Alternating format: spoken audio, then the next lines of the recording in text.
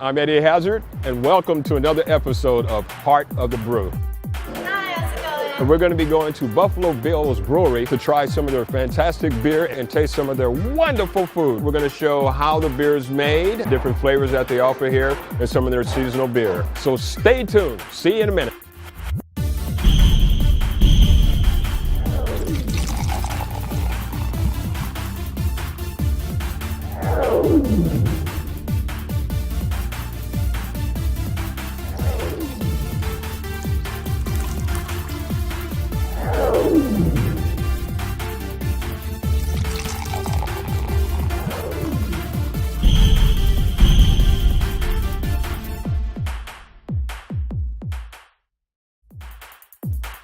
Buffalo Bill's Brewery was founded in 1983 and is home to America's original pumpkin ale. In fact, the first micro beer I ever had was right here at Buffalo Bill's back in 1988.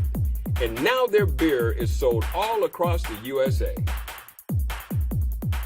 Every bar has its own unique atmosphere. And who better to talk to than Buffalo Bill's manager to learn more about the ambience of the place? It's loud, it's fun, it's family friendly. We have typically 7 different brews that we brew in-house at the brewery, which Mike actually brews. Cheers. First beer of the day, not the last. Wow. We also have about 10 beers that we bottle and distribute nationwide. Nationwide? Nationwide. Wow. And 8 of those are seasonal beers, and 2 of those are year-round beers. If you go to the store, go down to the craft beer section and look at what bottles are there. It was illegal to have a brew pub, a bar, attached to a brewery. And once those laws were amended in 1982, Bill Owens, our founder, went ahead and started Buffalo Bill's Brewery. Amazing. I wonder why there was a law like that. Prohibition era. Wow, wow. Yeah. So that all started back, during that time, and those laws weren't amended. And essentially, we only had a certain amount of breweries out there, and here in the Bay Area alone, we are like the godfathers of the brewing industry. And if you live near a brewery, you should definitely give it a shot.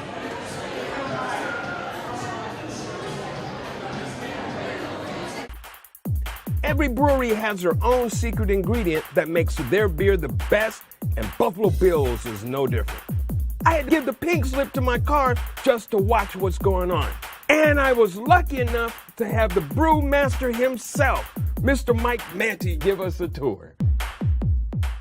Hi, Eddie Hazzard here at Buffalo Bill's Brewery here in Hayward, California. And I'm here with the man himself, the brewmaster, Mr. Mike Manti. Mike, how did you get into business? Well, it's funny you should ask. I started out as a home brewer way back in the, I hate to say how long ago, but I'll say it, in the mid-'80s. Wow. Started out as a home brewer and was able, I caught the bug, had to make more beer.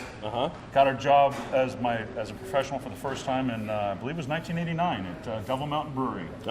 And from there, I just found a profession I love and have stuck with it. And, yeah, basically your friends like your beer that you made, right? Well, they drank it all. Oh, that's a good indication there. That's a good indication. I did make some batches which weren't as good as the other ones, but we drank them all anyway. Wow. Well, tell us about the operation here at Buffalo Bill's. What are these called here? These tanks here are serving tanks. They are basically act as giant kegs. Those go straight to the taps. So when I'm done fermenting in one of the other tanks over here, the conical bottom ones, they have the cone on the bottom. I see. And that's where we add the yeast. And do the fermentation. That's where the yeast eats the sugar and creates carbon dioxide and alcohol. So we do it ferments in there for about 2 weeks before I transfer it into one of these tanks, and it's ready to serve, ready to drink. So today we saw you taking some of the mash out. Indeed. And what's included in mash? The mash is basically malted barley. In this case today, I'm making our Alimony, which is a rye IPA. So it has not only malted barley in it, but also malted rye. And that's what you saw coming out of there. Now, I've seen somewhere they wet the rye down to get a little bit of growing or something like that. Am I saying the right things? Actually, that's part of the malting process. And we get all of our grain pre-malted. And in the malting process is where enzymes are created, which come into play in the mash tun, which is where you saw all that grain coming out. And so if I was going to start making beer, what would I get first? Hops, grain, water? What If you were to start at home, some people for their first batches will use an extract, so you don't have to use full grain. It's basically a syrup or a powder, which is maltose sugars in there, and mix it up, boil it, add your hops, cool it down, ferment it, easy. And it's that's how I got my first one from Mr. Homer Smith at the Oak Barrel in Berkeley, many years ago. But then, if you're going to do commercial brewing, you're usually doing a full mash, which is you're starting with grain. Right. And you basically add grain and hot water at a temperature of about 150 degrees. Those enzymes that were created in the malting process convert the starches in the grain to sugars. Sucrose, maltose, lactose, oleoses, some of which are more fermentable than others. But at about 150 degrees, and there's a range there, about 147 to 154, those sugars are created at varying different amounts. If you use a lower temperature, you're going to get a drier beer. Higher temperature, you're going to get a maltier beer. Yeah. Now, will it kill the yeast if I turn the temperature up on it? Well, yes, the yeast doesn't get added until after we've cooled it down. Good question, though, because otherwise the yeast would basically get killed. Yeah. So I'm on my way to be a brewmaster now. Yeah, there you go. Okay. So when you come up, how do you come up with some of the ideas of making some of the different beers that they make here? Well, when I got here, I of course inherited some of the recipes from my predecessor, and over the last few years, I've tweaked them, different hopping amounts, different grains. Because one of the most famous ones is the pumpkin ale. Yes, indeed. Way back when, and I had guys I used to hang with buy a keg of that for the holidays. You know, the pumpkin, and then one day I go into Safeway Market, and there it is, right there on the shelf. Fantastic. Yeah, that's one of our iconic beers that's been around for a long, long time. Yeah. My question now, when we go talk beer, now what's the difference between beer and malt liquor? What are the difference there? Well, actually, malt basically it's a legal term.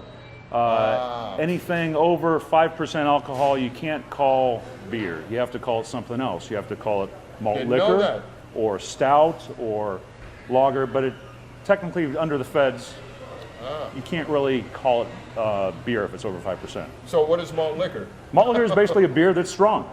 Oh, okay. A strong ale. And some malt liquors, the commercially available ones, they'll add other types of sugars to it, which don't come in through the malting process, just to boost up the sugar level, basically boosts up the alcohol level. Yeah, see, I don't drink it, but I've seen it on TV. Yeah, exactly. So my friends like that. So how do you come up with the names? Well, that's a good question. Again, I inherited a lot of the names when I got here. The one I'm making today, however, is my own that I created a year or so ago, and it's called, one of our iconic beers is called the Alimony Ale. This one's called Halimony, with the term Hella has been rumored to be created here in Hayward itself. So we decided well, there you go, ladies and gentlemen. Just learning history right here. We decided to incorporate that into our Alimony and basically call it Halimony, and it's a rye IPA as opposed to just a regular IPA for our Alimony. Do you think? How do you think people are accepting a rye as opposed to an IPA or a regular beer? Probably equally. There's not a whole lot of rye IPAs out there, but they're getting more popular. Of course, everybody's got an IPA these days. Yeah, that's the most popular thing going in the last 6-7 years. All those hops, and they're fantastic beers, but there's so many of them on the market. So we're kind of trying to differentiate a little bit by making a rye IPA. So what's your next idea that you're going to come up with a beer? So I know most of it's seasonal. Do you have one that you're coming up with? In fact, we've got one coming out, should be here pretty soon. It's a strawberry doppelweiser. So that's what I'm waiting for. One of the cameraman, Daniel, had it, and he said he liked it. Oh, fantastic. Yeah. So that shall be here pretty soon, as well as we have a strawberry ginger blonde ale. Wow. Yeah, coming out at the same time. It should be here any day. Just got bottled the other day. One thing I was real happy, you have a pumpkin ale, and now you have black pumpkin ale. Yes, indeed. See, hey, I'm up. I know what time it is. Now, how did you come up with that one, black pumpkin ale? Well, it's basically just another additional seasonal beer for the autumn and autumn time, and it's basically a spiced stout type of beer, and has been well received the last few years that we've done it. So we just keep on doing it. People are demanding it. Do you feel people copying you at all? I hope so. You know, he's so honest and nice. He won't admit it. You know, because you guys have the corner on the pumpkin ale there. You know, and I'm waiting, looking around. There's a lot of different breweries that are doing yeah. pumpkin ales, and a lot of them are quite good also. Yeah, well, yours was the first. Of course, I got to stick by our own. So. Oh, there you go. Yours was the first that I had ever tasted, and they come out with it. And I wait every year for it to come out. Yeah, fantastic. Yeah, out there. So basically, how long will once you put the beer in the cylinders? How long do they stay in there before they're ready for like a stout? How long would a stout stay in there? About 2 weeks, and we're 2 weeks. We're making primarily ales here, which are differentiated from lagers basically by the yeast type. Huh. Lagers take about twice as long to ferment out and condition because they ferment at a lower temperature, so it goes a little bit slower. But about 2 weeks in the fermentation tank, transferred into here, ready to go. Same with the ale also. With Yeah, the stout all of and our ale. ales, yeah. Well, it's amazing. A person like myself, a novice just getting in, what should I do? The first steps if I want to go a home brew. As a home brewer, basically keep it clean. The main thing that will make a batch of beer turn bad is just infection by bacteria. And it's been said that brewers were basically just glorified janitors because they're always cleaning tanks and sanitizing and just making sure our product is clean without any bacterial infections. So as a advice to home brewers is just make sure everything is clean as possible and sanitize it with appropriate chemicals. And So should I go out and get one of those $12,000 equipments, brew making equipment? I've seen, like they've got some pretty nice systems out there, and they can be a little pricey, but kind of the fun part of it for me, at least when I was home brewing, was putting together our own stuff and making our own systems. And but man, some of those new ones, like $12,000, everything's dialed in with electronics and temperature controls. I'd have to start working here, Mike. Yeah, well, I could use the help. I'm ready. And now, the master brewer, Mike Manti, is going to make some wonderful beer for us. So now we've just come up to a boil. I'm going to add the first hops, which are called the bittering hops, to the kettle here. And if you take a look up here, you can see it's boiling nicely, and I just simply dump those guys in. Those are Eldorado hops for a bitter. And this is our, as I mentioned before, our Alimony rye IPA that I'm making today. So it's got a bunch of great hops in it. One of my favorite beers to make, one of my favorite styles, chock full of hops. I've got basically 16 pounds of hops I'm adding to 10 barrels today. And then once it's fermented, I'll actually add more hops to the fermentation vessel, which will bring the total up to about 3 pounds per barrel, or a total of 30 pounds of hops. Good for a second addition of hops. 30 minutes before the end of boil, adding some really nice qualitized hops, and once again, in they go. All that hop goodness. Cheers. After the hops and grains have been boiled to perfection, nothing is wasted. The hops and grains are collected and shipped to a local farm for cows to feed on. Man, I bet those are some happy cows. Okay, so now I've got all the grain out, I'm taking out what's called the false bottom, which is just a screen that goes above the very bottom of the tank and filters out all the husk of the grain.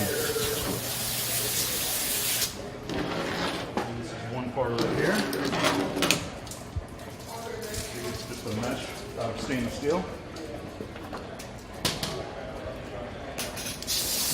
Take these out.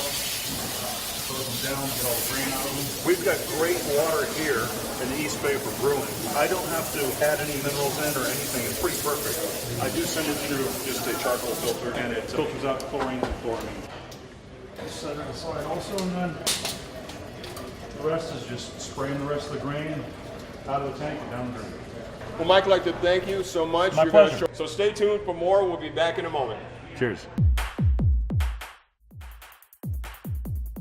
Buffalo Bill's has some fantastic food.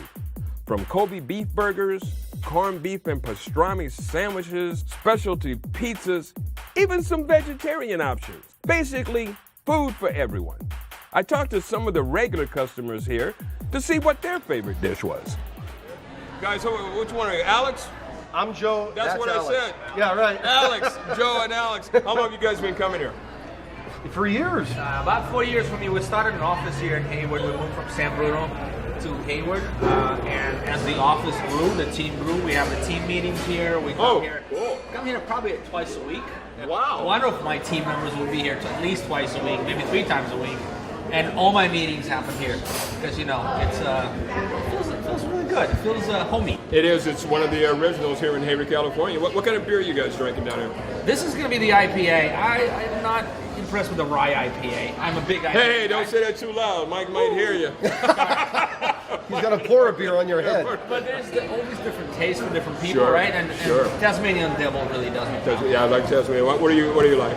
I'm a guest of Alex's, and I'm drinking what Alex is drinking. So, Good response. I'm drinking this, water. but I'm very happy with this. I think it has a great flavor, and I'm a big fan of micro brewery beer. Yeah, yeah. And Well, here she's here we go. zapping you up with That's that. a Tasmanian. That's a There task. you go. Let's give that a try. What do you guys like?